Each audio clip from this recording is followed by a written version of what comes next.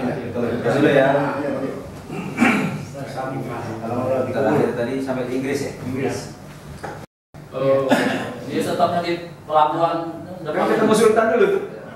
Iya, melalui naskah-naskah yang ada kita bisa melihat kekayaan peradaban di dunia Melayu Nusantara, khususnya Palembang, yang bisa menggambarkan bagaimana jati diri dan kebesaran kita pada masa lalu. Kajian naskah penting dalam konteks kita melihat peradaban Islam, karena naskah-naskah yang kita temukan itu pada era Islam dalam huruf Arab Melayu, huruf Jawi kata orang Malaysia, dan itu belum ada lembaga yang secara serius menangani kajian itu di Palembang.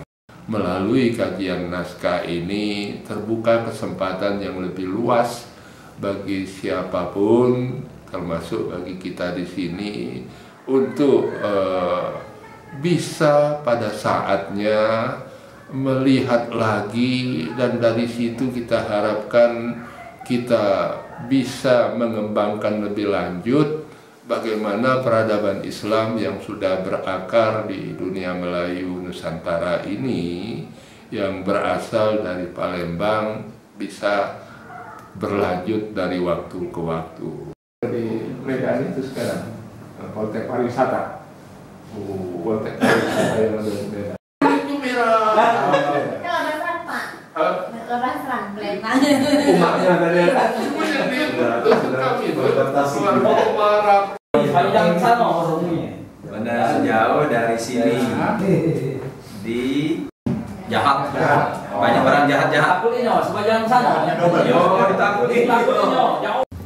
Lembaga kajian naskah Melayu yang kita bentuk ini adalah dalam rangka untuk melakukan sinkronisasi, check and recheck terhadap beberapa sumber yang selama ini telah dipelajari oleh banyak ahli. Perpaduan ini menjadi sesuatu yang sangat penting karena untuk kajian ilmiah, untuk membandingkan antara sumber-sumber selama ini dipelajari oleh para ahli dari Barat, dari Belanda, dari Inggris dan lain-lain itu dengan teks naskah yang betul-betul asli Palembang. Nah, kondisi ini kita katakan menjadi penting karena kita perlu menelusuri ulang. Misalnya dalam Head Sultanat Palembang yang ditulis oleh Wolders itu ternyata memuat cerita-cerita yang berkaitan dengan Palembang. Naskah-naskah yang kita pelajari ini memang betul-betul naskah aslinya. Kita tidak perlihatkan aslinya, ini adalah fotokopi yang berkaitan dengan naskah-naskah yang kita pelajari. Tetapi naskah aslinya ada, karena tidak bisa sembarangan dipegang seperti ini, dipublikasikan seperti ini, tetapi kita ada dalam bentuk kopi dan juga dalam bentuk digital. Ini kaki ditunjukkan, ini naskah apa? Itu di 40. Nah, itu aslinya itu Mas Agus Haji Muhammad Soleh, wafatnya di Mekah. Beberapa naskah pada saat dijarah oleh company atau company Belanda maupun Inggris itu dibawa ke negerinya. Nah, tapi alhamdulillah masih ada naskah-naskah itu yang dipegang oleh para ulama-ulama dan pelayan Palembang di sekitar keraton. Nah, di antaranya adalah naskah atau manuskrip Palembang yang dipegang pada waktu itu oleh para ulama-ulama Kesultanan Palembang. Contohnya seperti misalnya naskah ini misalnya. Nah, ini ada beberapa naskah. Ini milik dari keluarga atau priai Palembang. Ini disebutkan bahwa surat kitab ini, nama surah ini, kitab ini Kashfur Latif. Dena pertahanan Keraton Palembang di sini. Keraton Palembang. Nah, ini bentengnya ya. Nah, ini jalan masuknya itu penuh dengan teka-teki dan lika-liku. Jadi untuk masuk ke dalam keraton itu perlu suatu info yang memang betul-betul dapat dipercaya untuk bisa menembus daripada pertahanan Keraton Palembang. Nah, ini kitab salah satu namanya kitab Hikam tapi dalam bahasa Arab Melayu, diterjemahkan dalam bahasa Arab Melayu, kitab hikam tentang tasawuf.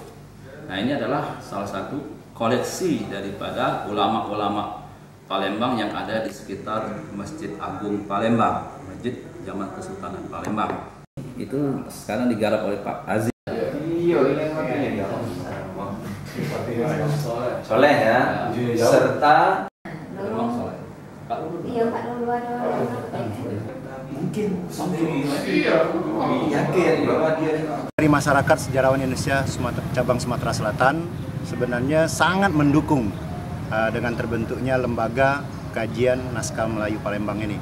Apa yang dilakukan oleh UIN yang membentuk lembaga kajian ini perlu diapresiasi dan berharap masyarakat sejarawan Indonesia apapun disiplin ilmunya, keahliannya untuk bisa bergabung ke UIN Raden Patah ini, karena kajian naskah itu sangat penting, karena ini adalah menuliskan sumber-sumber sejarah yang asli yang ditulis oleh orang kita atau orang Indonesia atau orang Palembang. Jadi kita bisa membandingkan antara tulisan yang ditulis dari zaman kolonial atau orang-orang Belanda, kita bandingkan atau kita sandingkan dengan tulisan dari pribumi atau orang Melayu, orang Palembang ini. Nah, dengan adanya perbandingan tulisan ini, maka kita akan bisa mengambil satu analisis ataupun kesimpulan dari suatu peristiwa sejarah yang pernah terjadi di kota Palembang ini. Harapannya lembaga ini terus eksis dan banyak bisa menerbitkan karya-karya yang cukup baik, yang sangat dibutuhkan oleh masyarakat Palembang dan masyarakat Nusantara pada umumnya.